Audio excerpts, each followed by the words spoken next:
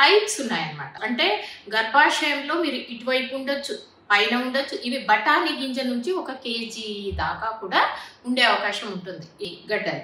కాబట్టి ఇవి ఏ రకంగానూ ప్రమాదం కాదు. అసలు మీకు ఏ లక్షణాలు లేవు, కేవలం స్కానింగ్ చేసుకుంటే గర్భాశయంలో గడ్డ ఉందనుకో మర్చిపోండి, అసలు ఏమీ కాదు అది.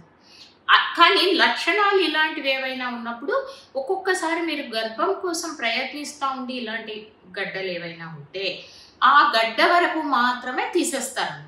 దాన్ని మయోమెక్టమీ అని అంటారు.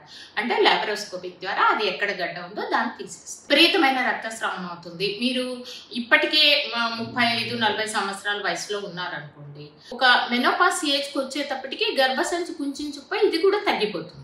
కొన్ని ప్రత్యేక పరిస్థితుల్లో తప్ప ఆపరేషన్ అవసరమే లేదు. ఇంకా కొంతమందికి మీకు ఈ బహిష్ట ఆగిపోయే దశ 40 ఆ సంవత్సరాల్లో కొంచెం విపరీత రక్తస్రావం అవుతున్నా కూడా కొన్ని మందుల ద్వారా అది కంట్రోల్ అవుతుంది.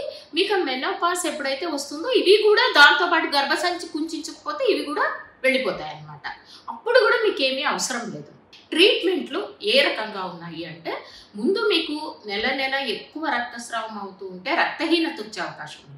అందుకని మంచి ఆహారం తీసుకోవడము, ఐరన్ ట్యాబ్లెట్లు వేసుకోవడము, విటమిన్ ట్యాబ్లెట్స్ వేసుకోవడం అలాంటివి ఖచ్చితంగా చేయాలి. రెండవది హార్మోన్ పిల్స్ ఇస్తారు. దానిల ద్వారా కూడా ఈ హార్మోన్ ఇర్రెగ్యులారిటీస్ తగ్గిపోతాయి. మూడవది ఏంటంటే ఒక ఐయుడి అంటే లూప్ లాంటిది, అది లోపలే హార్మోన్ రిలీజ్ అయ్యేట్లాంటివి ఒకటి ఉంటాయి. అలాంటివైనా కూడా వేస్తారు. అది ఇంకా లాస్ట్ ఆప్షన్ మాత్రమే గర్భసంచిని తీసేయడము.